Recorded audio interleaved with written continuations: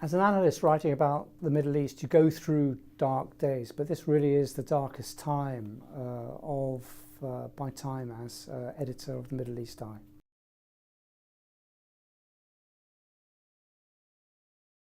The question is not what happened. The gruesome details would emerge.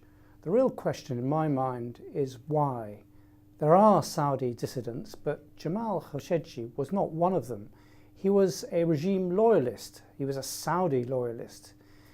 He'd worked for previous princes, both as a journalist and also as a media advisor. He travelled on their planes. We had lots of chats about the war in Yemen. He disagreed with my interpretation often. He defended capital punishment. He was not what I would call a Saudi dissident. He certainly was a critic. So I'm still puzzled as to why they would go to such extreme and brutal lengths to silence his voice forever. And for that, you have to go back originally to the point at which he fell out with Mohammed bin Salman and the small group of people advising him. This was after his comments at a Washington Institute seminar very early on in the process, in the relationship that they were building up with the new administration of Donald Trump. And Jamal said he didn't think it was such a good idea to get so close to Donald Trump. And he gave a very reasoned argument for it. The day after, almost the day after, he got a call from the inner circle to say, that's it, you're finished, you're off stage. Don't tweet, don't write, don't do anything for a year. I still scratch my head over why they were so sensitive about those comments.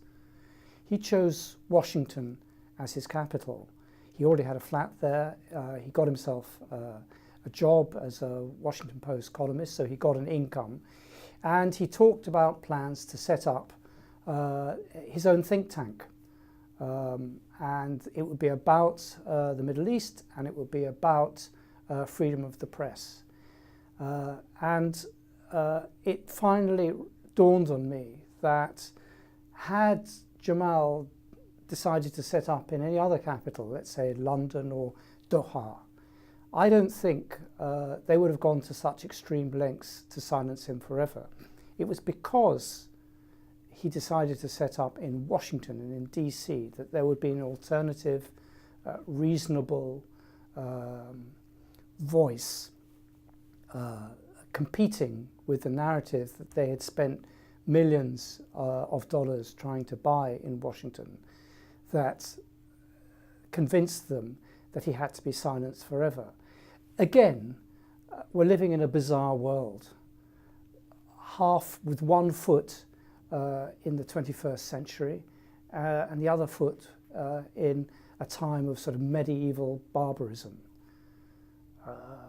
And it's still difficult to comprehend why they would go to such extreme lengths and such brutal lengths to deal with him in this way. And in a sense, Jamal's death is not really about Jamal. It doesn't give us any more details about who he was or what his real importance was. It does, however, tell us a lot about the mentality of the people who ordered his death. I last talked to Jamal the Saturday before he died. We were at a conference together at the Euston Road in London. It was a conference about Palestine, and Jamal made his usual extremely cogent points about my last words to him were, see you around. He was casual, he was serious, he was a person who never said anything that he didn't know to be true or believe. He often knocked down the theories or the leads or the stories that I was about to produce.